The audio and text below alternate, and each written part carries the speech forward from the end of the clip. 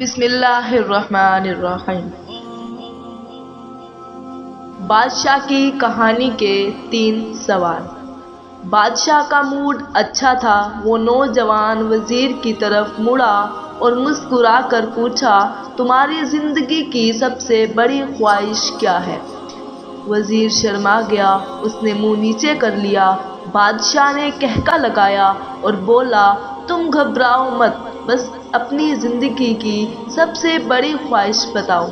وزیر گھٹنوں میں گر گیا اور عاجزی سے بولا، حضور، آپ دنیا کی خوبصورت ترین سلطنت کے مالک ہیں۔ ہمیں جب بھی یہ صنعت دیکھتا ہوں تو میرے دل میں خواہش پیدا ہوتی ہے، اگر اس کا 10واں حصہ میرا ہوتا تو میں دنیا کا خوش نصیب ترین شخص ہوتا۔ وزیر خاموش ہو گیا۔ بادشاہ نے کہکا لگایا، میں اگر تمہیں اپنی آدھی سلطنت دے دوں تو؟ وزیر نے گھبرا کر اوپر دیکھا اور عاجزی سے بولا، بادشاہ سلامت، یہ کیسے ممکن ہے؟ میں اتنا خوش قسمت کیسے ہو سکتا ہوں؟ بادشاہ نے فوراً احکامات لکھنے کا حکم دیا۔ بادشاہ نے پہلے حکم کے ذریعے اپنی آدھی سلطنت نوجوان وزیر کے حوالے کرنے کا فرمان جاری کر دیا۔ دوسرے حکم میں بادشاہ نے وزیر کا سر قلم کرنے کا آرڈر دے دیا۔ وزیر دونوں احکامات پر حیران رہ گیا۔ بادشاہ نے احکامات پر مہر لگائی اور وزیر کی آنکھوں میں آنکھیں ڈال کر بولا، تمہارے پاس 30 دن ہے۔ تم نے 30 دنوں میں صرف 3 سوالوں کے جواب تلاش کرنا ہے۔ تم کامیاب ہو گئے تو میرا دوسرا حکم منسوخ کر دیا جائے گا اور تمہیں آدھی سلطنت مل جائے گی، اور اگر تم ناکام ہو گئے تو پہلا حکم خارج سمجھا جائے گا اور دوسرے حکم کے مطابق تمہارا سر اتار دیا جائے گا۔ وزیر کی حیرت پریشان میں بدل گئی۔ بادشاہ نے اس کے بعد فرمایا، میرے 3 سوال لکھ لو۔ وزیر نے لکھنا شروع کر دیا۔ بادشاہ نے کہا، انسان کی زندگی سب سے بڑی سچائی کیا ہے؟ وہ رکا اور بولا، دوسرا سوال، انسان کی زندگی کا سب سے بڑا دھوکہ کیا ہے؟ وہ رکا اور پھر بولا، تیسرا سوال، انسان کی زندگی کی سب سے بڑی کمزوری کیا ہے؟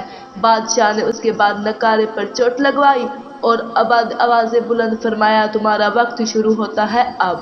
وزیر نے دونوں پروانے اٹھائے اور دربار سے دوڑ لگا دی۔ اس نے اس شام ملک بھر کے دانشور، مفکر اور ذہین لوگ جمع ہو گئے اور سوال ان کے سامنے رکھ دیے۔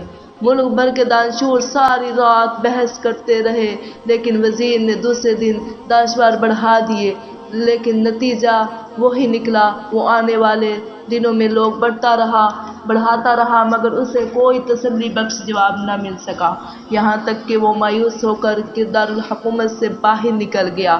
وہ سوال اٹھا کر پورے ملک میں پھرا مگر اسے کوئی تسلی بخش جواب نہ مل سکا۔ وہ مارا پھرتا رہا، شہر گاؤں کی خاک چھانٹتا رہا۔ شاہی لباس پھٹ گیا، پگڑی ڈیڈی ہو کر گردن میں لٹک گئی، جوتے پھٹ گئے، پاؤں میں چھالے پڑ گئے، یہاں تک کہ شرط کا آخری دن آ گیا۔ اگلے دن اس نے دربار میں پیش ہونا تھا۔ وزیر کو یقین تھا کہ یہ اس کی زندگی کا آخری دن ہے، کل اس کی گردن کاٹ دی جائے گی اور جسم شہر کے مرکزی پل پر لٹکا دیا جائے گا۔ وہ مایوسی کے عالم میں دارالحکومت کی کچی آبادی میں پہنچ گیا۔ آبادی کے سر پر ایک فقیر کی جھونپڑی تھی۔ وہ گرتا پڑتا اس کٹیا تک پہنچ گیا۔ فقیر سوکھی روٹی پانی میں ڈبو کر کھا رہا تھا، ساتھ ہی ساتھ دودھ کا پیالہ پڑا تھا اور فقیر کا کتا شراب کی آوازوں کے ساتھ دودھ پی رہا تھا۔ فقیر نے وزیر کی حالت میں دیکھی کہکا لگایا اور بولا، جناب عالی، آپ صحیح جگہ پہنچے ہیں، آپ کے 3 سوالوں کے جواب میرے پاس ہیں۔ وزیر نے حیرت سے اس کی طرف دیکھا اور پوچھا، آپ نے کیسے اندازہ لگا لیا میں کون ہوں اور میرا مسئلہ کیا ہے؟ فقیر نے سوکھی روٹی کے ٹکڑے چاپے میں رکھے اور مسکرایا، اپنا بوریا اٹھایا اور وزیر سے کہا، یہ دیکھیے، آپ کو بات سمجھ آ جائے گی۔ وزیر نے جھک کر دیکھا، بورے کے نیچے شاہی خلقت بچھی تھی۔ یہ وہ لباس تھا جو بادشاہ اپنے قریب ترین وزراء عنایت کرتا تھا۔ فقیر نے کہا، جناب عالی، میں بھی اس سلطنت کا وزیر ہوتا تھا، میں نے بھی ایک بار آپ کی طرح بادشاہ سے شرط لگانے کی غلطی کر لی تھی، نتیجہ آپ خود دیکھ لیجئے۔ فقیر نے اس کے بعد سوکھی روٹی کا ٹکڑا اٹھایا اور دوبارہ پانی میں ڈبو کر کھانے لگا۔ وزیر نے دکھی دل سے پوچھا، کیا آپ بھی جواب تلاش نہیں کر سکے تھے؟ فقیر نے کہکا لگایا اور جواب دیا، میرا کیس آپ سے مختلف تھا، میں نے جو جواب ڈھونڈ لیے تھے، میں نے بادشاہ کو جواب بتائے، آدھی سلطنت کا پروانہ پھاڑا، بادشاہ کو سلام کیا اور اس کٹیا میں آ کر بیٹھ گیا۔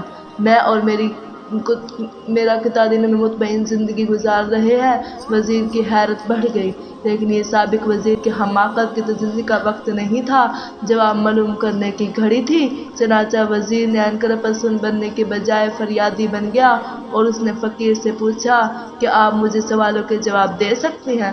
فقیر نے ہاں میں گردن ہلا کر جواب دیا، میں پہلے 2 سوالوں کا جواب مفت دوں گا، لیکن تیسرے جواب کے لیے تمہیں قیمت ادا کرنا ہوگی۔ وزیر کے پاس شرط ماننے کے سوا کوئی آپشن نہیں تھا، اس نے فوراً ہاں میں گردن ہلا دی۔ فقیر بولا، دنیا کی سب سے بڑی سچائی موت ہے۔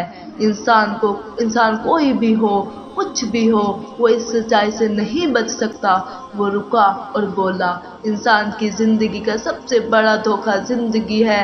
ہم میں سے ہر شخص کو دائمی سمجھ کر اس کے دھوکے میں آ جاتا ہے۔ فقیر کے دونوں جواب ناقابل تردید تھے۔ وزیر سرشار ہو گیا، اس نے اب تیسرے جواب کے لیے فقیر سے شرط پوچھی۔ فقیر نے کہکا لگایا، کتے کے سامنے سے دودھ کا پیالہ اٹھایا، وزیر کے ہاتھ میں دیا اور کہا، میں آپ کو تیسرے سوال کا جواب اس وقت تک نہیں دوں گا جب تک آپ یہ دودھ نہیں پیتے۔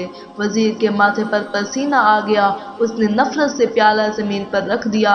وہ کسی قیمت پر کتے کا جوٹا نہیں پی سکتا تھا، پینا چاہتا تھا۔ فقیر نے کندھے اچکائے اور کہا، تمہارے پاس اب 2 راستے ہیں، تم انکار کر دو اور شاہی جلا کر تمہارا سر اتار دے، یا پھر تم یہ دودھ پی لو اور تمہاری جان بھی بچ جائے اور تم آدھی سلطنت کے مالک بھی بن جاؤ۔ فیصلہ بہرحال تم نے کرنا ہے۔ وزیر محکمے میں پھنس گیا، اور ایک طرف زندگی اور آدھی سلطنت تھی اور دوسری طرف کتے کا جھوٹا دودھ تھا۔ وہ سوچتا رہا یہاں تک کہ جان اور مال جیت گیا اور وہ سیلف رسپیکٹ ہار گئی۔ وزیر نے پیالہ اٹھایا اور ایک ہی سانس میں دودھ پی گیا۔ فقیر نے کہکا لگایا اور بولا، میرے بچے، انسان کی سب سے بڑی کمزوری غرض ہے۔